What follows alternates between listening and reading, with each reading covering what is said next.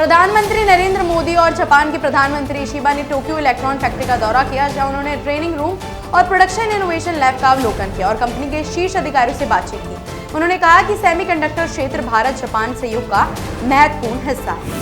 रक्षा मंत्री राजनाथ सिंह ने कहा कि भारत का रक्षा ढांचा किसी भी विदेशी हस्तक्षेप पर निर्भर नहीं होना चाहिए। उन्होंने जोर देकर कहा कि देश की सुरक्षा अपनी खुद की क्षमताओं पर आधारित होनी चाहिए। उनका यह बयान देश की आत्मनिर्भर रक्षा नीति को मजबूत करने की दिशा में एक संकेत है। केंद्रीय मंत्री अश्विनी वैष्णव ने नोएडा में भारत की पहली टेम्पर्ड ग्लास निर्माण इकाई का उद्घाटन किया, जो आत्मनिर्भर भारत की दिशा में एक महत्वपूर्ण कदम है। इस पहल से देश में इलेक्ट्रॉनिक्स उत्पादन पिछले 11 वर्षों में 6 गुना और निर्यात 8 गुना बढ़ा है।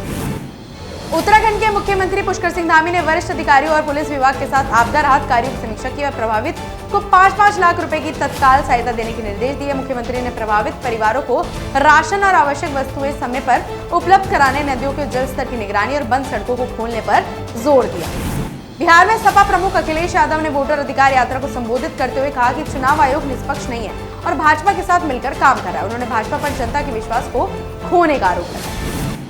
उड़ीसा में संसद और राज्य विधानसभाओं की अनुसूचित जाति एवं जनजाति कल्याण समितियों का राष्ट्रीय सम्मेलन सफलतापूर्वक संपन्न हुआ, जिसमें लोकसभा स्पीकर ओम बिरला ने कहा कि इन समितियों का उद्देश्य सरकार की आलोचना नहीं, बल्कि योजनाओं को जनता केंद्रित बनाने के लिए रचनात्मक सुझाव देना है। भारत की अर्थव्यवस्था ने वित्त वर्ष 2025-26 की पहली तिमाही में 7.8% की जीडीपी वृद्धि दर्ज की, जो 5 तिमाही का उच्चतम स्तर है। ये वृद्धि जनवरी माह 2025 की 7.4% और पहली तिमाही 2024-25 की 6.5% से अधिक है। सदर बाजार ट्रेडर्स एसोसिएशन के सदस्यों ने भारत पर अमेरिका द्वारा 50% टैरिफ लगाए जाने के विरोध में प्रदर्शन किया। व्यापारियों ने इस फैसले से भारतीय व्यापार पर गंभीर प्रभाव पड़ने की चिंता जताई। मुंबई में शिवसेना यूबीटी सांसद संजय राउत ने कहा कि मराठा नेता मनोज जारांगे पाटिल का प्रदर्शन शांतिपूर्ण और अदालत को इसमें दखल नहीं देना चाहिए। उन्होंने मुख्यमंत्री देवेंद्र फडणवीस और केंद्रीय गृह मंत्री अमित शाह से उनसे मिलने की अपील की, वरना स्थिति बिगड़ सकती है।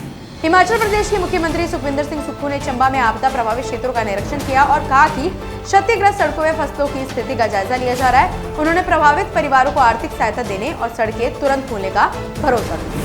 एशिया कप हॉकी चैंपियनशिप 2025 में बांग्लादेश ने Rajgir international sports stadium Bihar में खेले गए मैच में चीनी ताइपी को 8-3 से हराया। इस जीत के साथ बांग्लादेश ने प्रतियोगिता में अपनी मजबूत पकड़ बनाई।